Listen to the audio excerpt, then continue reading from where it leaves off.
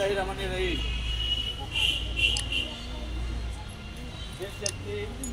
আমাদের মমতাময়ী মা বেগম খালেদা জিয়ার মৃত্যুটা কামনা করে আজকে এই দোয়া মাহফিলে এবং প্রয়াত মন্ত্রী বেগম খালেদা জিয়াকে আল্লাহ পাক তাকে জানি জান্নাতুল ফেরদৌস করেন।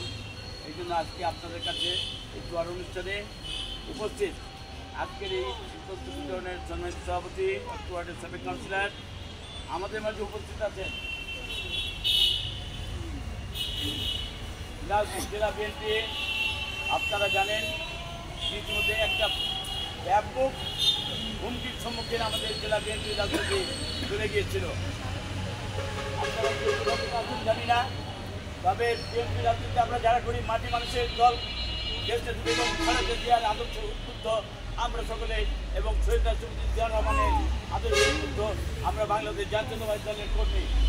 আমরা চাই সাধারণ মানুষের পাশে থেকে সাধারণ মানুষের সঙ্গে নিয়ে সাধারণ মানুষের মাধ্যমেই এদেশে একটি স্বৈরাচার মুক্ত বাংলাদেশ চেয়েছিলাম।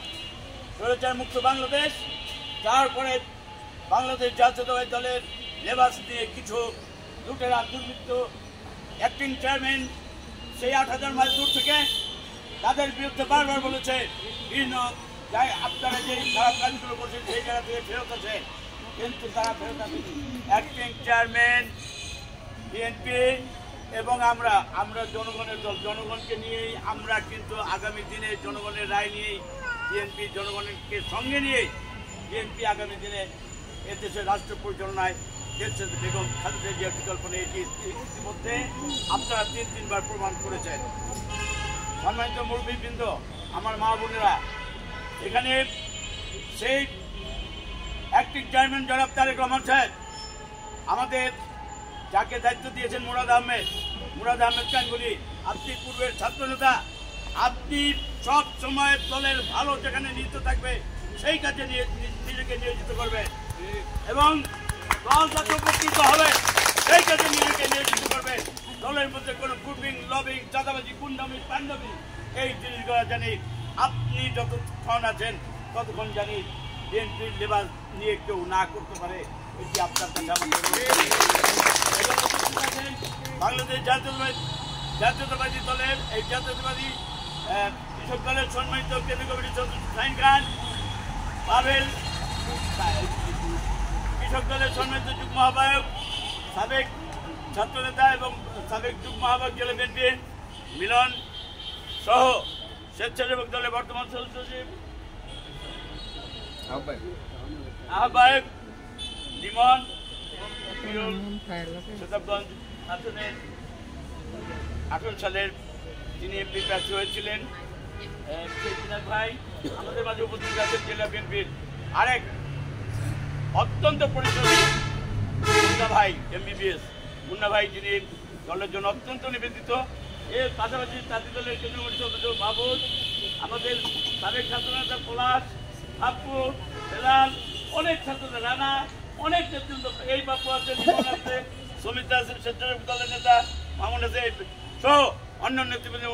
আমি বক্তব্য দেবো না, আমি শুধু আপনাদেরকে বলবো যে দেশনেত্রী বেগম খালেদা জিয়ার জন্য আপনারা অনেক দোয়া করেছেন এবং স্বৈরাচার মুক্ত বাংলাদেশে আজকে দেশনেত্রী বেগম খালেদা জিয়া চিকিৎসায় গেছেন। আপনারা জানেন বেগম খালেদা জিয়ার জন্য আমরা হাত পা ধরেছি, আন্দোলন করেছে। তৎকালীন স্বৈরাচার ফ্যাসিস্ট হাসিনা বেগম খালেদা জিয়াকে ধীরে ধীরে জেলে মেরে ফেলার জন্য চেষ্টা করেছিল, কিন্তু রাখে আল্লাহ মারেকে। আপনারা দেখেছেন বেগম খালেদা জিয়ার ক্যান্টনমেন্টের বাড়ি থেকে এক কাপড়ে বেগম খালেদা জিয়াকে শেখ হাসিনা তাকে এক কাপড়ে তাকে বের করে দিয়েছিলেন। আল্লাহর মার দুনিয়ার বাইরে থেকে আল্লাহর রাব্বুল আলামিনের লীলা খেলা। শেখ হাসিনা ভাতটাও খাইতে পারে নাই। শেখ হাসিনা এত রক্ত খেয়েছে, এত মারকল খালি করেছে, এত মাকে সন্তানারা করেছে, এত পিতাকে সন্তানারা করেছে, সেদিন বাংলার জমিন পর্যন্ত কেঁপে উঠেছিল, আল্লাহর আরশ কেঁপে গিয়েছিল এবং যার পরিণাম সেই আন্দোলনের মধ্য দিয়ে এই হাসিনা বাংলাদেশ থেকে পালাতে বাধ্য হয়। বন্ধুরা, তাই বলেছি আমি আপনাদের কাছে বলবো যে আমরা আপনাদের পাশে আছি, আমরা আপনাদের সঙ্গে থাকতে চাই, আপনাদের সঙ্গে নিয়ে আমরা আগামী দিনে দেশ পরিচালনার জন্য বিভিন্ন কর্মকাণ্ডে নিজেদেরকে নিয়োজিত করব। আপনাদের সকলের সুস্বাস্থ্য এবং দীর্ঘায়ু কামনা করে বক্তব্য না বাড়িয়ে আপনারা সুশৃঙ্খলভাবে থাকবেন। আপনাদের মাঝে যে দেশের বেগম খালেদা জিয়ার পক্ষ থেকে অল্প কিঞ্চিত হলেও এই অসহায় মানুষগুলা সেই শীতবস্ত্রগুলো পাক, এটা আমরা যাবো এবং আপনারা দেশের বেগম খালেদা জিয়ার জন্য দোয়া করবেন, মরুম চকলেট আবার জন্য দোয়া করবেন এবং আগামী দিনে দেশ নায়ক জনাব তারেক রহমানের নেতৃত্বে বাংলাদেশে জানি একটি সুন্দর নিরপেক্ষ এবং জবাবদিহিতামূলক রাষ্ট্র 31 দফা কর্মসূচির সংস্কারের কর্মসূচির মধ্য দিয়ে এদেশে একটি সরকার প্রতিষ্ঠিত হয়, এই আশাবাদ ব্যক্ত করে আপনাদের সকলের দীর্ঘায়ু এবং মঙ্গল কামনা করে আমার বক্তব্য শেষ করছি। ধন্যবাদ জাহাঙ্গীর আলম ভাইকে।